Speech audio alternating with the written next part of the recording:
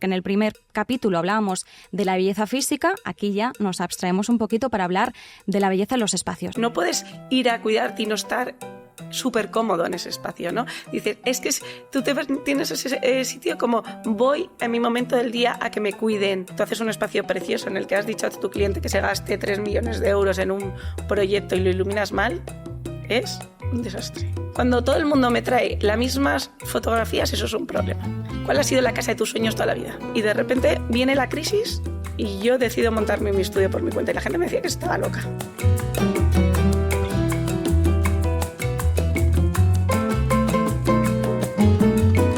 No es verdad que lo útil sea bello, pero sí que lo bello es útil. La belleza puede mejorar la forma de vivir de las personas. Esto lo dijo Anna Castelli Ferrieri, arquitecta, urbanista y diseñadora italiana.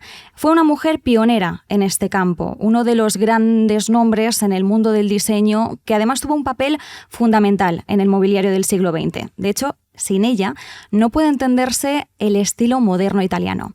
Hoy hablaremos también con una mujer que ha conquistado los espacios, además desde el sentido más literal de esta frase. Pero antes, hagamos las presentaciones básicas, porque si has llegado por aquí, por casualidad, yo soy Marta Isern, periodista en economía y cosmética, especializada en estos dos ámbitos, y esto es El fin de la belleza. Es un podcast en el que hablamos de la belleza desde otro punto de vista. Ya lo iréis viendo. Y además cuenta con el respaldo de Sinclair como patrocinador. Sinclair es una compañía líder en el campo de la medicina estética. Fue fundada en 1971 y está presente en más de 50 países. Hoy Sinclair, sobre todo, se centra por destacar en su compromiso en potenciar la autoestima y la seguridad de los clientes a través de productos innovadores y duraderos. Como digo, hoy vamos a hablar de la belleza de los espacios y lo vamos a hacer a través del interiorismo. Y para ello contamos con Alejandra Pombo, que es interiorista y fundadora del estudio que lleva su propio nombre. Alejandra, muchísimas gracias por acompañarnos. Muchas gracias por invitarme. Bueno, es un placer arrancar este segundo capítulo contigo, porque además aquí ya nos vamos alejando un poquito más del concepto de belleza que tenemos todos en mente, porque en el primer capítulo hablábamos de la belleza física, aquí ya nos abstraemos un poquito para hablar de la belleza en los espacios, que por cierto, lo recuerdo, estamos disponibles en todas las plataformas, estamos en YouTube, donde se puede ver el vídeo, estamos en Spotify, iVoox, Apple Podcast y Amazon. Si no me estoy dejando ninguna cosa, pero de todas formas nosotros siempre lo recordamos por si acaso. Alejandra, como digo, belleza en los espacios. Como interiorista, ¿cómo describirías esa belleza? Bueno, yo tengo la suerte, es verdad que como Leonardo da Vinci decía que en nuestra vida es perecedera la belleza, ¿no? Pero en el arte es inmortal. Entonces yo tengo un poco la suerte de estar en este mundillo del arte en el que al final dejamos sellos de la belleza como muy, al final que no mueren, ¿no? Que perecen de una manera u otra. En este mundo, ¿no? La belleza efímera al final, pero es verdad que si lo plasmamos en arte o en un espacio, esto puede perdurar. Te graduaste en arquitectura de interiores, comenzaste tu carrera en un prestigioso estudio, que es el de Pascua Ortega, y en 2010 ya decidiste dar ese salto y fundar tu propio estudio. ¿Cómo ha sido este camino? Y sobre todo, ¿cómo te empezó a picar el gusanillo del interiorismo? A ver, yo vengo de una familia llena de pilotos en la que el interiorismo no se contemplaba. Es verdad que a mi madre siempre le ha encantado, en mi casa nos ha encantado la parte artística. Mi madre era restauradora de muebles, se dedicaba a hacer pequeñas obras. Entonces, siempre he estado por ese lado muy vinculada a este mundillo. Sí que de pequeña me encantaba...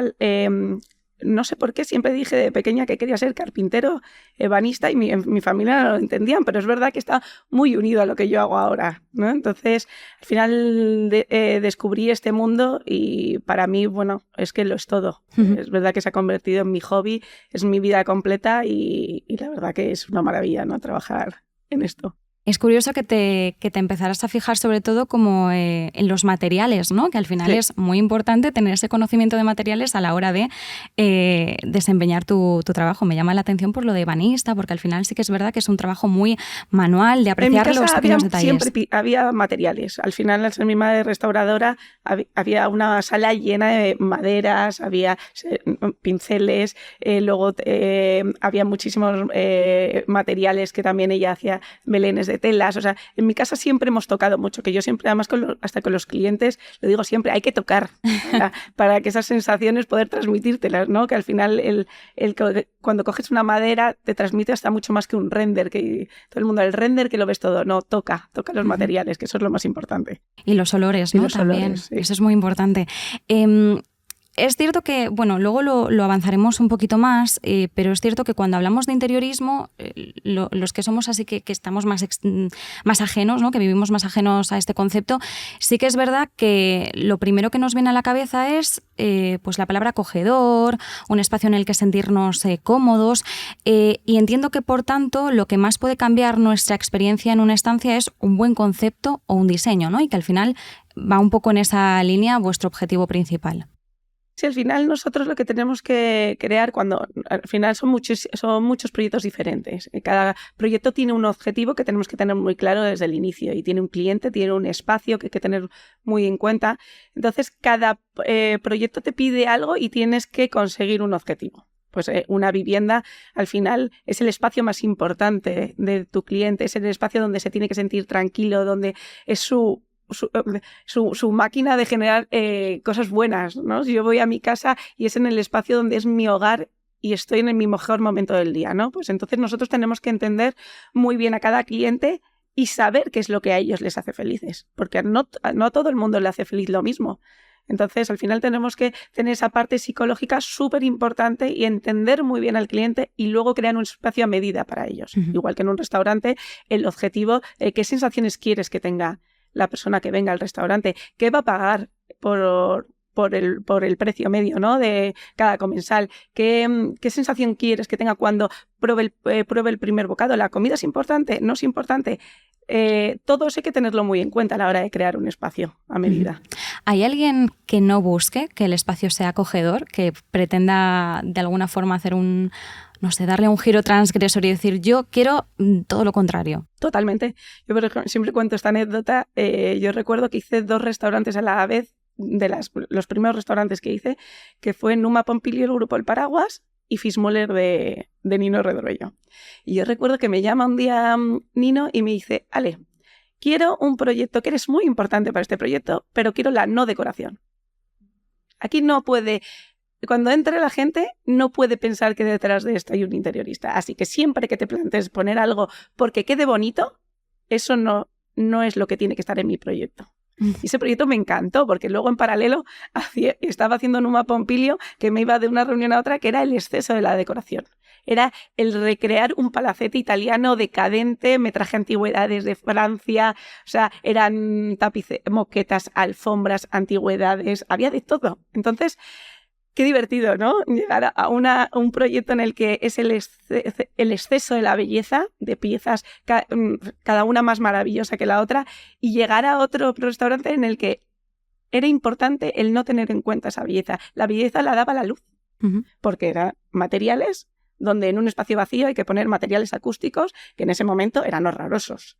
Tenías que poner lo básico. Entonces no había atrezo para decorar. Entonces, mi única herramienta de decoración en ese espacio era la luz. Entonces, para que veas que hay gente que te pide, no quiero el sitio más bonito, con tapicerías más bonitas y la silla más bonita, sino quiero sensaciones. Y mi sensación, quiero que la gente, si yo, mi idea de proyecto es que la gente venga a comer bien y mis platos van a ser un plato en blanco con producto sin decoración, no te voy a poner un perejil encima, no te voy a esto, te voy a poner hasta casi la salsa separada. No, la imagen no va a ser bonita, pero vas a alucinar en cada bocado. Uh-huh. Pues eso lo tenemos que trasladar al espacio. Claro.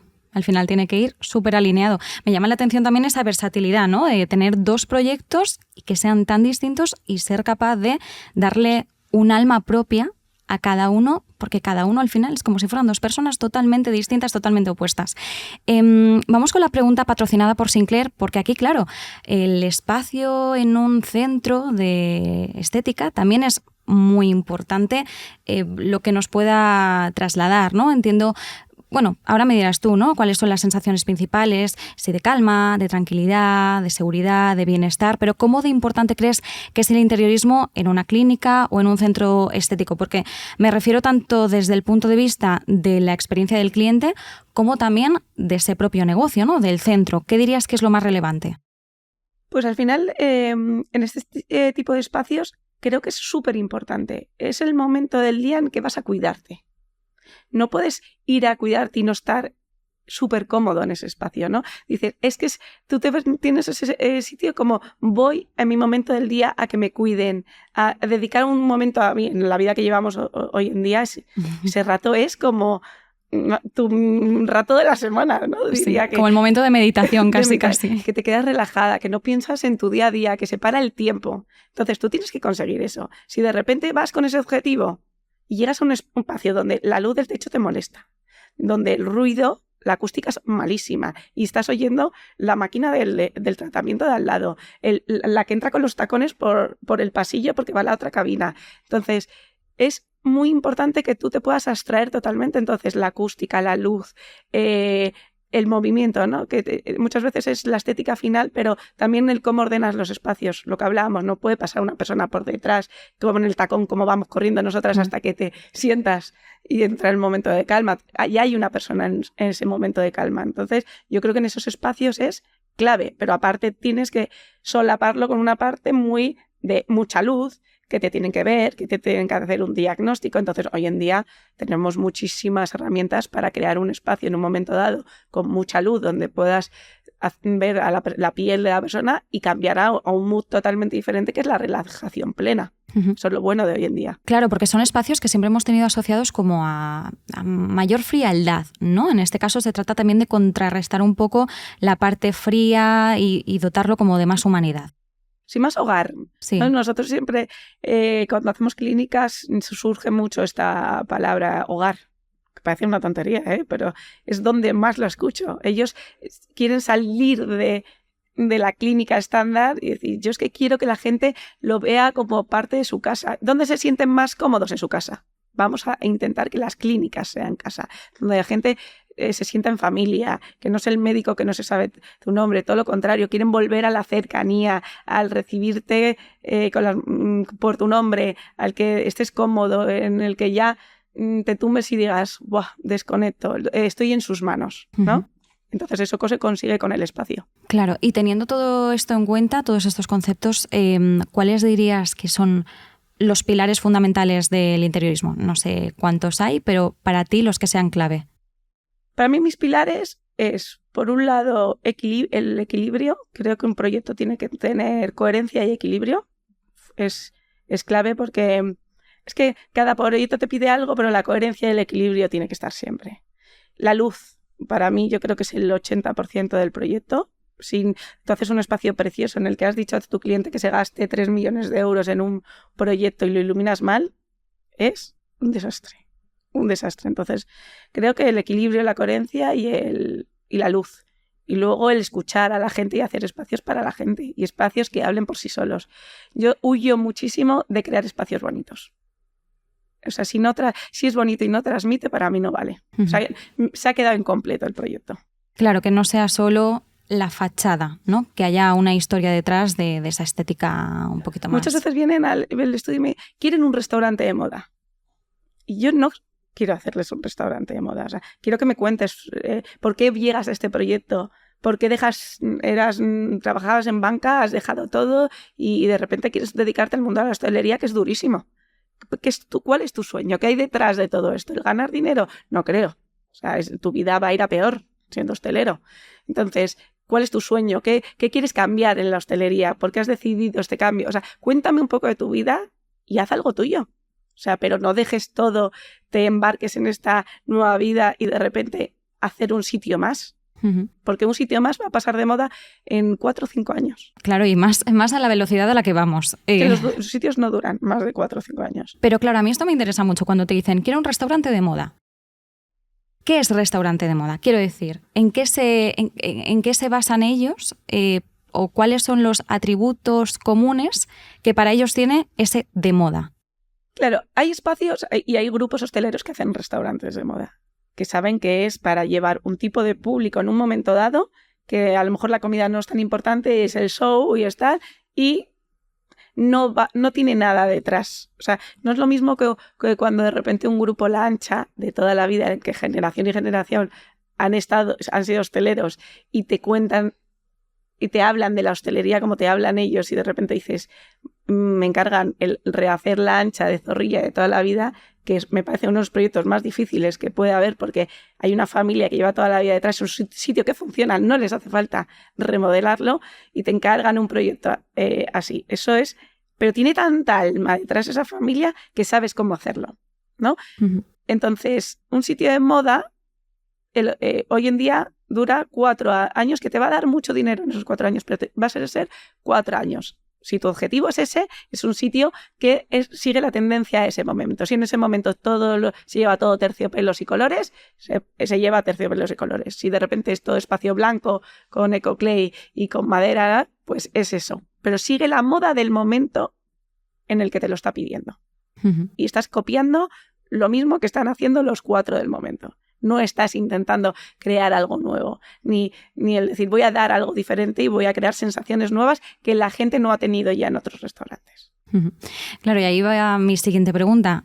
¿Cómo abordas tú un proyecto, ¿no? Entiendo que es darle una vuelta de tuerca a lo que sea ese espacio en ese momento y alinearse con los intereses, la propia vida, historia del cliente. Entiendo que evidentemente no es lo mismo un restaurante, como estábamos hablando ahora, que un centro estético, un hotel, una oficina, casa particular. Pero sí que me gustaría saber cuál es el esqueleto, ¿no? Cuáles son los elementos comunes en cada uno de esos procesos. Bueno, lo primero entras, como hemos hablado antes, en poner coherencia al asunto, ¿no? Hay muchas veces que son muchos socios, o ellos tienen muy claro lo que quieren, pero luego la realidad es que no lo tienen tan claro, ¿vale? Y a lo mejor es que tienen una explosión de ideas y estamos tan estimulados últimamente y todo el mundo tiene tanta información por todos lados que hay falta de criterio, muchísima falta de criterio. O sea, se hacen PowerPoints de mezcla de cosas que digo, tú lo quieres todo y junto no tiene coherencia.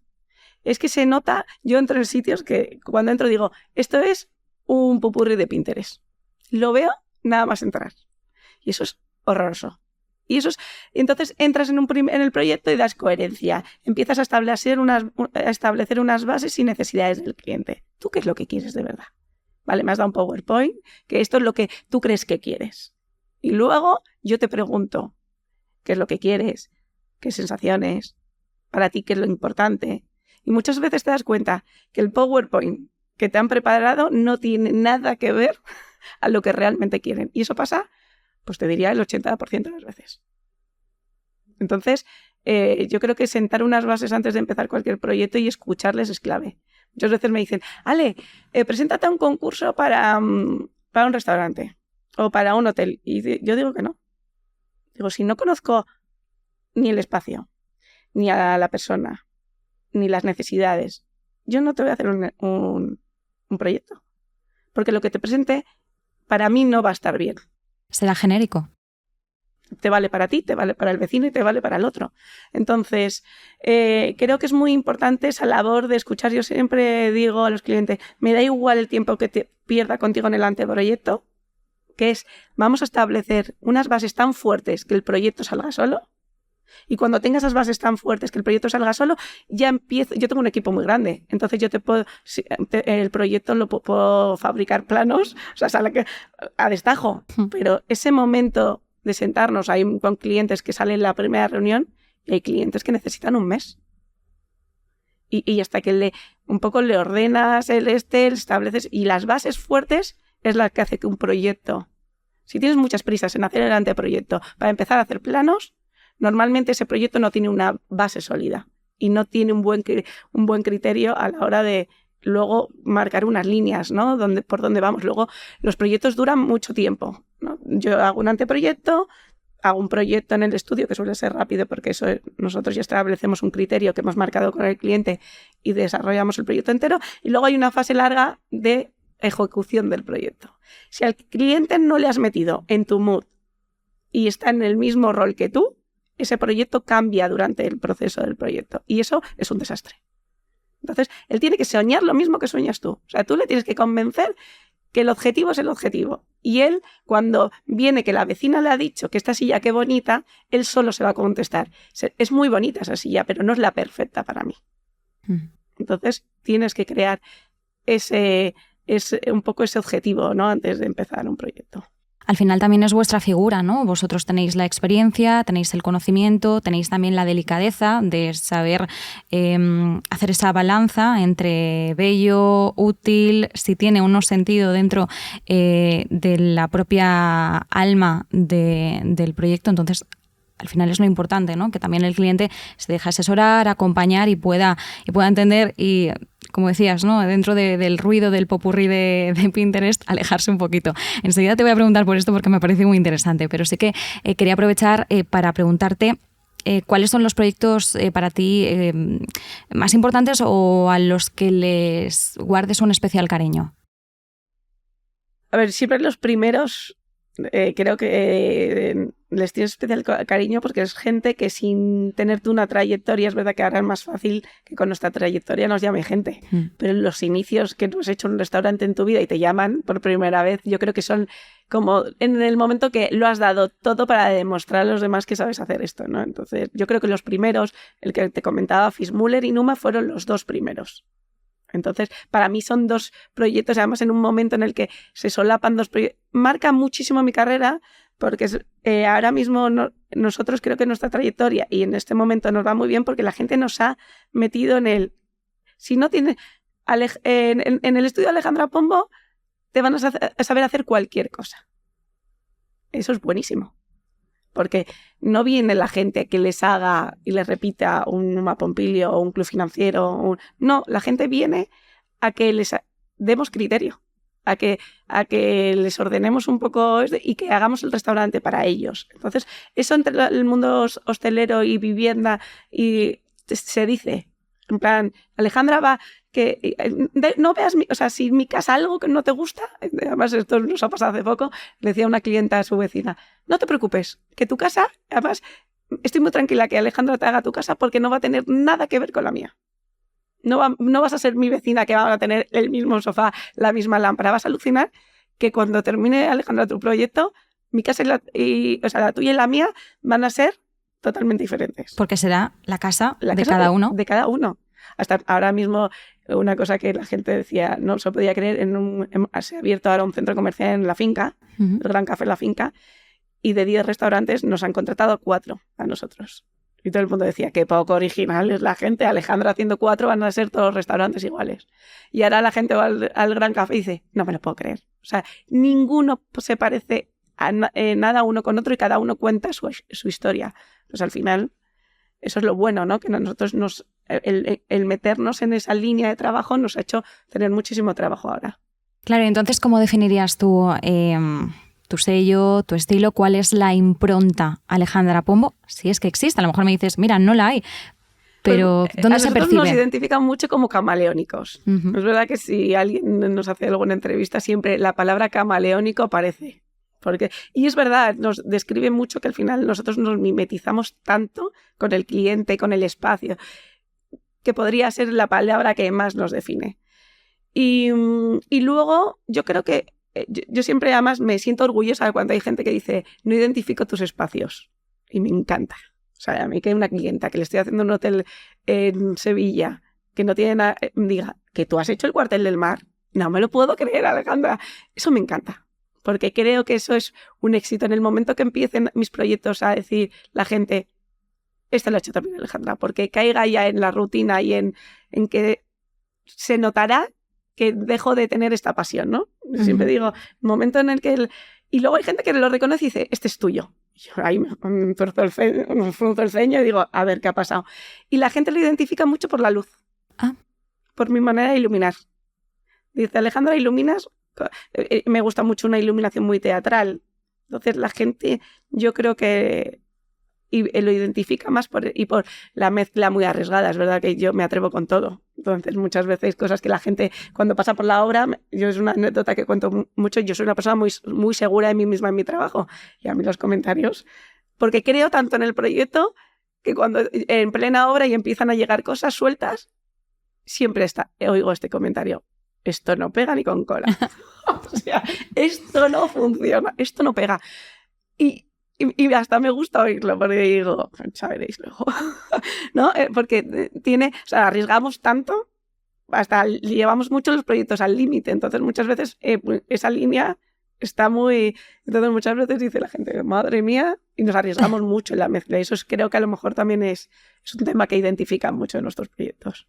Es una firma sutil, entonces podríamos decir, ¿no? Con las apuestas arriesgadas, con la luz, pero bueno, es un sello que al final es bonito, ¿no? Que lo perciban por eso y no a lo mejor por algo más evidente. Sí, más Pone evidente. La misma lámpara siempre, Exacto. por ejemplo. Por la ejemplo, silla, la lámpara de Alejandra. No. Exacto.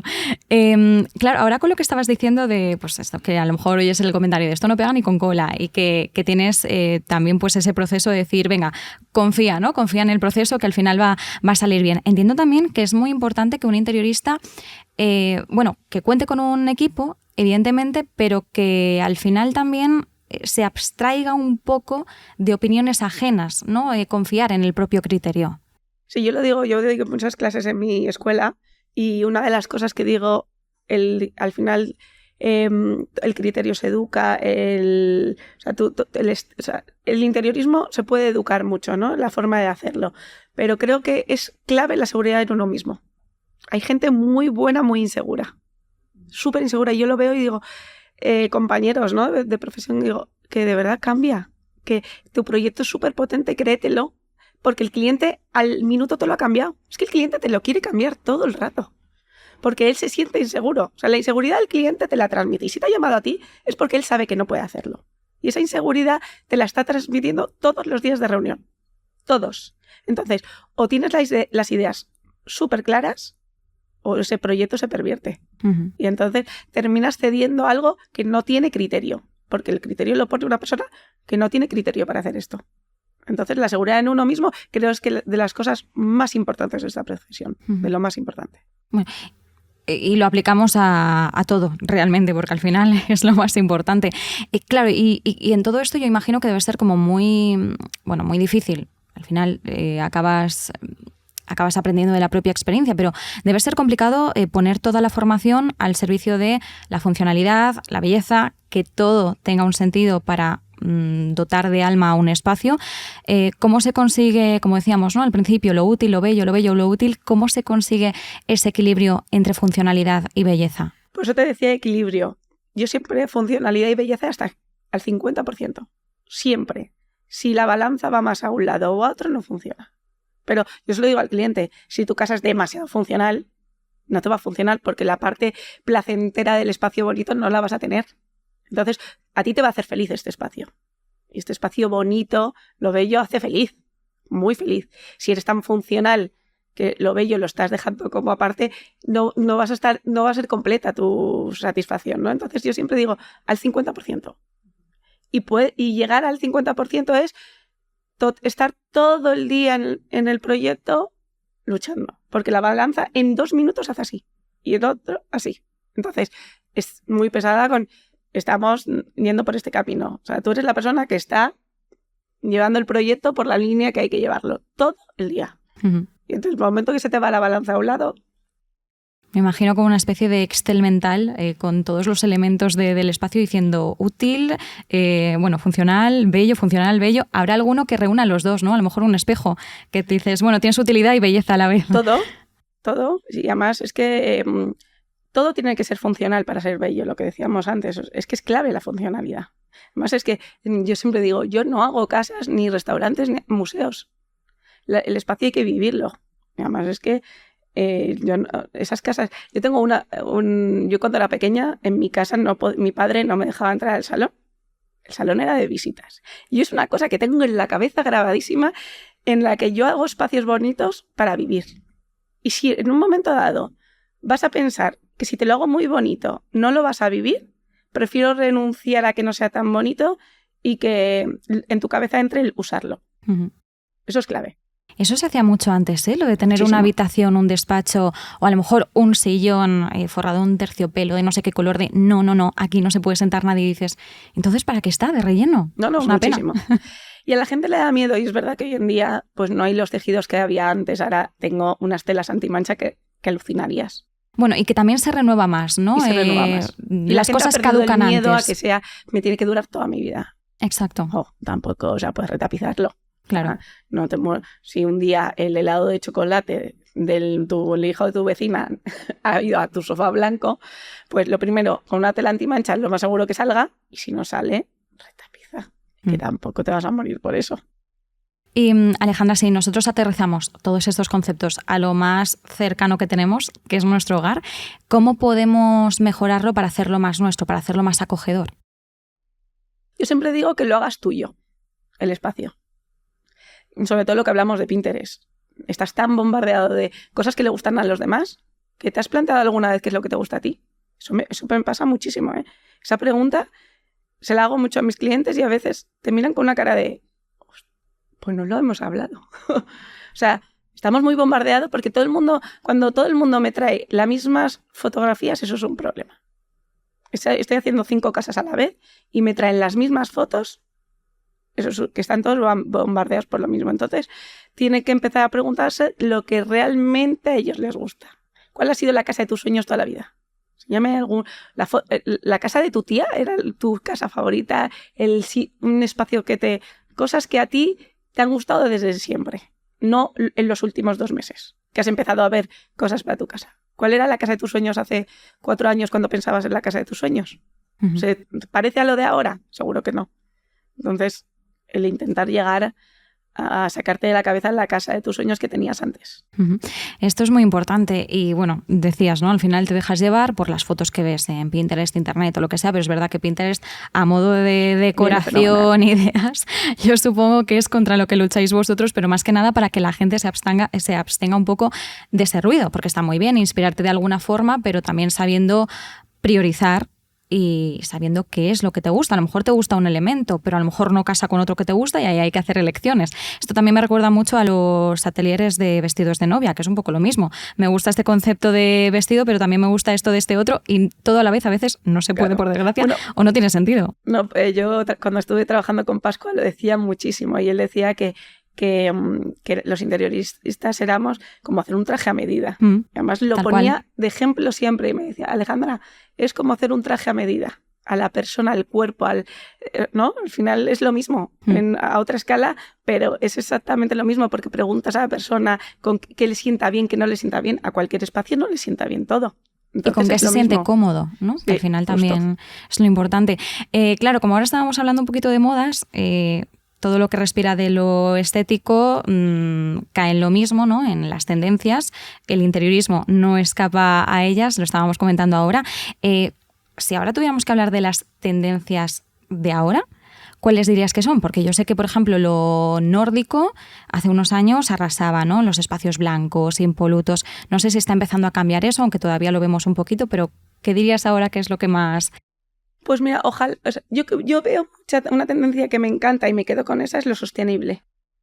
Tendemos a que la gente sea más consciente de hacer espacios sostenibles y durar, o sea, que la sostenibilidad esté en la vida de la gente. Y eso cada vez lo notas más. ¿Verdad que sales al extranjero y todo el mundo habla de sostenible? Pero aquí era súper raro. Y la gente empieza a hablarte más de eso, que espero que sea una moda que se quede. ¿No? Que me quedaría con pues que los espacios sean ahora más blancos, pues lo sostenible, pues el material sostenible. El sostenible, pero que no es el de toda la vida que dices, es que es sostenible, que es la madera de pino. Es que la gente está muy... No, hay muchas cosas, muchos materiales sostenibles, muy naturales. El acercarnos a la naturaleza. Yo creo que siempre tendemos más a sentirnos más cerca de lo natural. Y eso creo que es una tendencia bonita. A meter la naturaleza en tu casa de una manera, al final materializándolo con materiales que nos hacen sentir como fuera de casa, ¿no? Como en el campo. Al final tendemos a que nos gusta materiales de piedra, pero en su estado natural, no con barnices en lujo, brillo, no. O sea, yo creo que el acercarnos a la naturaleza es a lo que tenderemos, a lo de siempre. Curioso, no me lo esperaba. Muy curioso. Y en tu caso, ¿cuáles son los tips de interiorismo que tú aplicas a tu propio entorno? Sobre todo, yo siempre cuando entro a una casa de una amiga, siempre me lo dicen. O sea, vas a casa de unos amigos y te dicen lo primero. A ver, ¿qué recomendaciones me haces? Lo primero, digo, la luz. Ya estás cambiando a luz cálida toda tu casa, que la tienes en un 3000, que no puedo entenderlo. Y 3000 ya, bien. Porque hay gente que tiene su casa a 4000, luz fría. Que dice, ¿en qué momento? Pues que parece que va a ponerse a diseccionar a algo porque no... Justo lo que me dijo el electricista. Digo, hombre, pues lo primero, cambiar las bombillas de tu casa, que te cambia el espacio. Y luego es verdad que siempre les hago recomendaciones un poco muy ellos. Suelen ser amigos que conozco. Entonces, pues, y si pones esto o cambias la distribución, les cambia mucho las distribuciones. Llego a sus casas y digo, ¿y si cambias esto tal? Y dice, madre mía, nunca lo había pensado. O sea, el ordenar el espacio hace que la vida sea mucho más cómoda. Y hay veces que hay gente que no se ha planteado nunca que el sofá vaya en otro lado, la cama esté orientada de otra manera o tal. Y su casa solo la veían de una manera y cuando llegas tú con otra visión, les puedes cambiar la vida solamente ordenando lo que tienen. Claro que a veces no hace falta ni siquiera ir a por otro mueble ni comprar decoración, sino que cambiando lo que tenemos, ¿no? Cambiando lo que tenemos y viéndolo desde otro punto de vista y el tema de la luz. Eso es curioso. ¿Es importante que un espacio cambie, se adapte según la estación del año? Bueno, yo creo que es más según la estación. Yo soy una persona... A ver, yo me dedico también a esto. Yo cambio... Cuando veo que mi vida cambia, hasta me cambio de casa. Uh-huh. Es que todo el mundo dice, ¿ale otra vez? Y digo, pues ahora tengo 3 niños, crecen, tengo un tipo de vida y yo vivo ahora en una casa que me ayuda a ese tipo de vida, pero no me apego a nada material. Entonces, cuando mi vida cambia, creo que el espacio debería cambiar contigo. Y la gente es verdad que se apega a su casa de toda la vida y le da miedo a los que les da a la gente como miedo a los cambios. De repente yo entiendo que cuando mis hijos se vayan de casa mi vida cambiará. Cuando mis hijos sean adolescentes y ya no necesiten pues amiguitos en una urba, mi vida va a cambiar. O sea, entonces yo creo que los espacios deberían ir cambiando con la vida de la gente. Y estacionalmente también. Llega el invierno y se nota que aparecen mantas súper cálidas, cojines para dormirte, pues no salir del sofá, y llega el verano y quito cosas, lo hago todo mucho más ligero, amueblo mucho más el exterior, porque la vida cambia hacia afuera. Entonces, sí, yo creo que debería cambiar en cosas que te haga, porque tu vida cambia, pues hay cosas que moviendo, ¿eh? Uh-huh. Tampoco te digo que hay que, venga, otro sofá, no. Son ciertas cosas que hacen que el espacio lo vivas de otra manera. Uh-huh. Curioso, no lo había pensado, pero tiene sentido, ¿no? Al final muchas veces nos hacemos un corte de pelo cuando cambia nuestra vida o incluso empezamos a cambiar poco a poco nuestro estilo de vestir, porque no aplicamos también esos cambios para que se noten desde donde nosotros estamos la mayor parte o nos sentimos más refugiados, ¿no? Claro, yo pensaba en la estación, bueno, pues no es lo mismo en invierno que en verano, pero es bastante curioso también el dejarse de estacionalidad y mirar por nuestra propia estacionalidad, en este caso. Aquí, ¿eh? Yo creo que los extranjeros tienen más esa filosofía y aquí estamos mega pegados a todo. Yeah. A todo. Es como que nos cuesta desprendernos muchísimo de las cosas. Y yo para eso soy súper práctica y creo que hay que tener esa mentalidad de va cambiando y vete adaptando. Que vale, ¿quieres comprarte una casa porque no quieres estar de alquiler? Cómpratela, véndela y cámbiate. O sea, pero no te apegues tanto a algo que sea para toda la vida, porque supongo que cuando empezaste a plantearte comprarte esta casa, pensabas de una manera totalmente diferente 10 años más tarde, o 5, o te ha cambiado la vida, o tu idea era tener hijos y tu vida te ha llevado a que teletrabajas en tu casa y has decidido no tener hijos. O sea, que las vidas cambian de un día para otro. ¿Por qué no el espacio que nos envuelve y nos acompaña a esas vidas debería cambiar también? Uh-huh. Hemos hablado de la iluminación, ya has dicho que tiene para ti un 80% del peso. Has dicho que luz cálida 100%, sí. Y has dicho también que forma parte de tu sello, que la gente puede detectar a Alejandra Pombo por cómo trabajas la luz. Claro, aquí me surge una pregunta porque esto se aplica, hay un dicho para las personas, yo te lo pregunto en los espacios. ¿Es cierto que no hay espacio feo sino mal iluminado? Pero totalmente, totalmente. Es así, ¿eh? Uh-huh. Y le cambias la luz y el espacio es otro. Curioso. El mover un poco, a lo mejor está mal colocado el foco. No solo es la temperatura de color de la bombilla, sino que está mal orientado el foco. Uh-huh. Y de repente orientas el... Mira, yo tengo una anécdota. Yo cuando entré en Pascua Ortega, siendo muy jovencita, yo todo me alucinaba. Pero llegó un momento en el que yo llevaba 3 días de montaje de un hotel con mis compañeros. Estábamos montando y diciendo, bueno, va a flipar Pascua. Cuando llegue y lo vea todo, va a alucinar. Y llegó y en 5 minutos cogió una escalera del pintor, cogió un palo de escoba y empezó a orientar todos los focos del hotel. No sabes la sensación que tuve de estoy en otro espacio totalmente diferente. Me caló tanto esa experiencia que para mí es muy importante la autoluz, porque es que flipé tanto. Dije, pero si es que era maravilloso el espacio, cuando no, es que lo hizo 10 veces más maravilloso, simplemente, y además no cambió las bombillas, direccionó los focos. Porque puede cambiar nuestra perspectiva de amplitud, por ejemplo, del propio espacio. ¿Sabes qué pasa? Que el interiorismo, el volumen lo da la iluminación. Si tú pones una cortina maravillosa que tiene volumen, pero no la iluminas bien, el volumen desaparece y pasa desapercibida. Pero de repente te has gastado un dineral en la tela que se nota que es buena, que tiene un nudo, una trama preciosa y tal, la iluminas y realzas el espacio. Entonces, al final, la luz da el volumen a todo el interiorismo. Y por último, sé que quiero abrir como un mini espacio para la reivindicación. ¿Crees que la gente es consciente del papel que juega el interiorista o es una profesión de la que se conoce más bien poco? ¿Está cambiando esta percepción? Yo creo que lleva mucho tiempo cambiando. Yo, yo cuando monté el estudio hace 12 años, no 13 años ya, cuando salí, es verdad que yo trabajaba en un estudio, claro, Pascual Ortega hacía las mejores casas de Madrid y se veía como algo muy elitista. Yo creo que podían permitirse un interiorista 4. Hacías las palacetes, casas, mansiones ideales sin presupuesto. O sea, y de repente viene la crisis y yo decido montarme mi estudio por mi cuenta. Y la gente me decía que estaba loca, que en plena crisis estaba en el mejor estudio, que me sentase en esa silla y que no me moviese. El consejo que me da la gente, que la verdad que tenían toda la razón. Más conservador. Sí, también. Pero bueno, yo no tenía hijos en esa época, estaba yo sola y dije, bueno, pues me voy a lanzar a la piscina porque hay poco trabajo en el estudio, me empiezo a aburrir y yo cuando me empiezo a aburrir necesito cambiar.